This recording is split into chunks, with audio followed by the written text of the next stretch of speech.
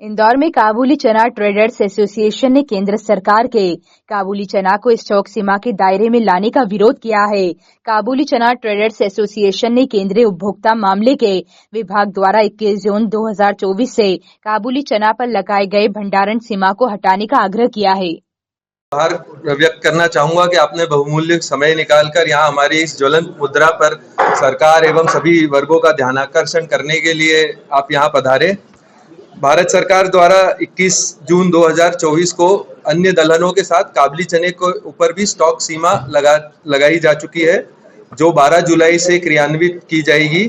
तो उसी के पुरजोर विरोध हेतु यह पत्रकार वार्ता बुलाई गई है। मैं राजुल सारडा, काबुली चना ट्रेडर्स एसोसिएशन, जो कि एक रजिस्टर्ड संस्था है, काबुली चने से जुड़े हुए हर वर्ग के लोगों की एक संस्था है, उसके लिए आपका ध्यानाकर्षण करना चाहूँगा। पहली बात ये, काबुली चना की जो स्टॉक सीमा लगाई जाती है तो वो किसी फैसले के लिए कोई आंकड़े होने चाहिए।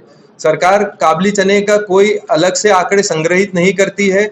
उनके पास न इसके उत्पादन, न ही इसकी डोमेस्टिक खपत, न ही इसके निर्यात से संबंधित कोई आंकड़े हैं। तो फिर इस डिसीजन पे सरकार किस तरह पहुंची, ये एक बहुत बड़ा सोचने वाला विषय है। दूसरी बात, ये आत्मनिर्भर फसल है। 90 के दशक में भारत देश काबुली चने का आयात करता था, जो कि जिससे विदेशी मुद्रा देश के बाहर जाती थी। मध्य प्रदेश, मालवा और निमाड़ के किसानों ने अपने खून पसीना एक करके इस काबुली चने की फसल को 5000 टन से लेके, जो कि 90 के दशक में 5000 टन थी, वो आज 5 लाख टन तक उन्होंने पहुंचा दिया है।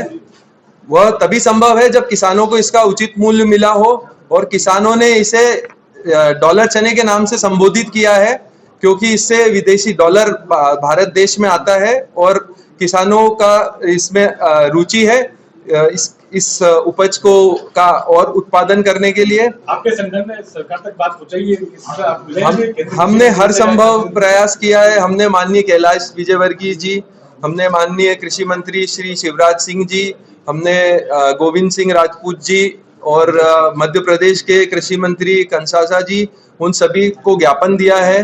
हमने इंदौर के सांसद, उन्होंने अपनी तरफ से एक इस विषय को समझा है और उस पे आगे हमको आश्वासन दिया है कि उस पे उचित कार्रवाई की जाएगी। उस पे आपको इससे स्टॉक लिमिट से बाहर कराने के उन्होंने हमको आश्वासन दिया है। तो आप क्या करने वाले हैं विरोध के रूप में? ऐसा है कि अब जब हम संग्रहित नहीं कर पाएंगे और हम स्टॉक सीमा के बाहर हो जाएंगे, तो हम मजबूरन हमको इसकी खरीदी रोकनी पड़ेगी, और उसका सीधा प्रभाव किसानों के मूल्य पे होगा, क्योंकि सरकार न ही इसका न्यूनतम समर्थन मूल्य घोषित है, न सरकार इसकी खरीदी करती है। जैसे आप चने में देखोगे, सोयाबीन में देखोगे, तो सरकार द्वारा न्यूनतम समर्थन मूल्य घोषित है और सरकार उसकी खरीदी भी करती है। अब काबुली चने का ये दोनों ही चीज नहीं है। उसमें अगर व्यापारी भी नहीं खरीदेगा तो किसान अपना माल कहाँ बेचेगा? उनके भाव घट जाएंगे, और ये बहुत ही सेंसिटिव फसल होती है। इसमें कीड़ा, घुन और ये लगने का बहुत ज्यादा भय रहता है। तो इसीलिए इसको अधिकतर जो 90% है वो कोल्ड स्टोरेज में रखा जाता है। दूसरी बात, ये जो निर्यात है, ये दैनिक जो निर्यात होता है वो अपने डोमेस्टिक सरप्लस से आता है। भारत जितना प्रोडक्शन होता है और जितनी भारत की खपत है, उसके बाद जो माल बचता है वो निर्यात हो रहा है। तो एक तरह से एक आत्मनिर्भर फसल है। और हमारे आदरणीय मुख्यमंत्री जी ने भी 3 दिन पहले किसानों से आह्वान किया कि आप आत्मनिर्भर फसल लगाएं, आत्मनिर्भर बने, जिसपे सरकार के न्यूनतम समर्थन मूल्य और खरीदी नहीं करनी पड़े। तो सरकार आपकी बात नहीं मानती, तो आप कैसा विरोध कर रहे हो? आपकी मांगे क्या है? मुख्य मांग एक ही, सरकार को स्टॉक लिमिट से काबुली चने को बाहर करना चाहिए। इसका पूरा प्रभाव किसानों पे पड़ेगा। आज सरकार एक तरफ तो घोषणा करती है कि हमको भारत से आयात नहीं करना है। आज इस फसल को किसानों ने मेहनत से उगाया है, वो भारत को आत्मनिर्भर बनाया तो एक्सपोर्ट करने के लिए। आज अगर अपन जो चीज एक्सपोर्ट करेंगे तो उसके किसानों को लाभ मिलेगा। आज तुअर, उड़द और मसूर 3 फसल ऐसी है जिसपे हिंदुस्तान बाहर के मुल्कों पे निर्भर है। आज जो तुअर 120 रुपए है, क्योंकि अपने पैदावार नहीं हो रही है। आज मसूर महंगी है, आज उड़द महंगी है, 10,000 को उड़द है। क्यों है? क्योंकि अपने को बाहर से आयात करना है। आज जिस फसल को अपन किसान बो रहा है, इसको अगर अपन स्टॉक लिमिट भी लेंगे तो निश्चित ही इनके दाम भी गिरेंगे। इससे सबसे बड़ा प्रभाव हिंदुस्तान के किसान वर्ग पर पड़ेगा।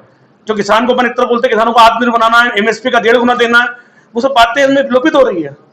तो हमारा मेन मुद्दा है कि इसमें भारत शासन से कि स्टॉक लिमिट इसको तुरंत बाहर किया जाए, जिससे किसान वर्ग और व्यापारी वर्ग राहत महसूस करे।